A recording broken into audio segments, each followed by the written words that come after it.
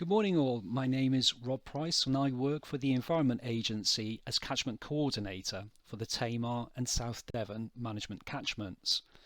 Today I have a short presentation to provide a quick overview of the Upper Tamar Working Group and how it supports the catchment-based approach. A key part of my role is to build and help deliver a programme of partnership projects to deliver targeted environmental outcomes that help improve the water environment. This involves generating collaborative advantage through working with our excellent partners and also coordinating support from other functions from within the Environment Agency. Here are some examples of those projects in the Tamar using different funding sources.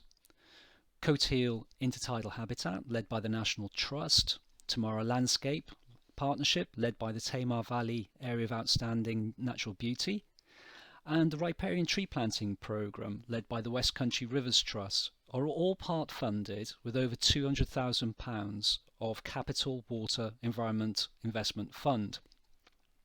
The Upper Tamar Fish Habitat Improvements is part funded by £50,000 of our Fishery Improvement Fund, which reinvests some ROD licence income. And during the pandemic, we sourced £1,000 of Revenue Water Environment Investment Fund to enable the facilitation of the Tamar Estuaries Consultative Forum to help the complex task of managing the marine protected area. As part of the Water Environment Grant funding, we have helped Tamar Valley Area of Outstanding Natural Beauty secure £50,000 towards the important programme of managing invasive non-native plant species in the catchment. And of course, we also contribute to the costs of hosting the Tamar Catchment Partnership.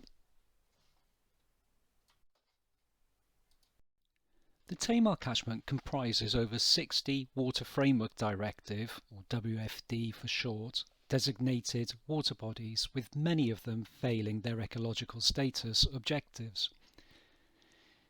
In 2018, we established two focus areas for the Environment Agency teams to prioritise resources and effort in problematic areas.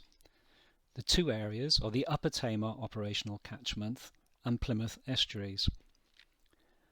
On a classification scale of bad, poor, moderate or good, the 21 water bodies in the Upper Tamar catchment are generally poor to moderate, although the most recent classification shows that the Derrell water has deteriorated and is now the first bad water body in the catchment, failing for fish.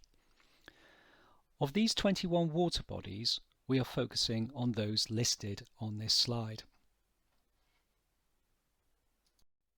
Turning our attention now to those Upper Tamar water bodies, the key pressures identified as contributing to the current status of those water bodies include agriculture and the water industry.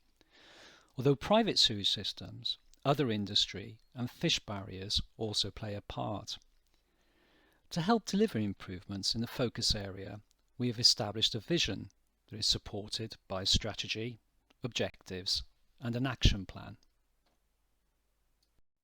And this is the strategy that we are working to.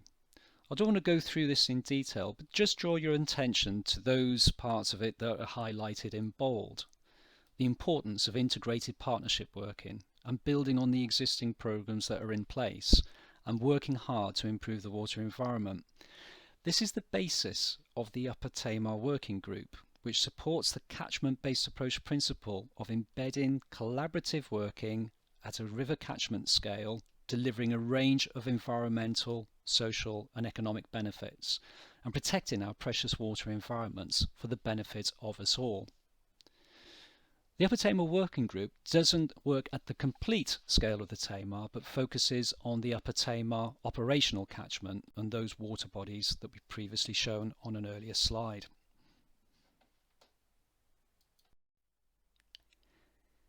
In the autumn of 2018, we invited our partners who were working in the focus areas to meet with myself and colleagues from our environment management planning and analysis and reporting teams to talk about the water bodies, the focus catchment, and to see how we could work together more effectively across a range of established programs, share useful information, identify gaps, and plan any additional activity.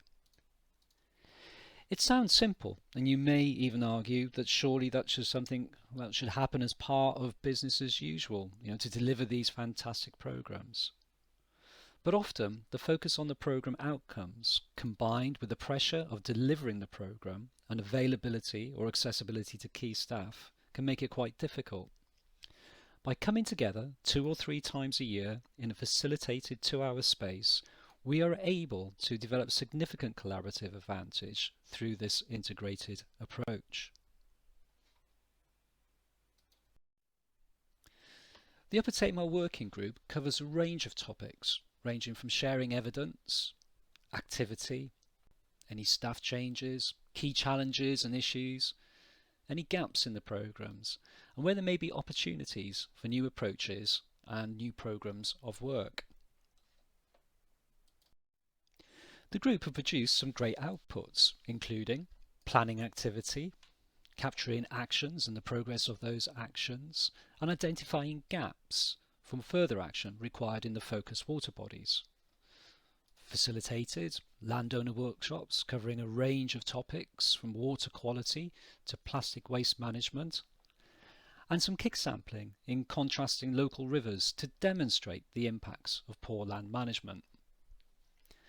Building and sharing evidence on the Tala Water and River Carey through partnership to help target catchment walkovers and focus on key issues, and improvements to a number of private sewage treatments.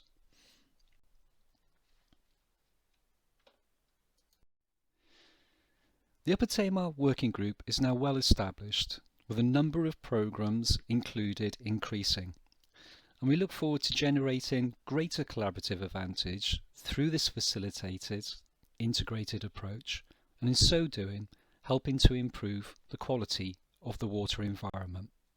Thank you for listening.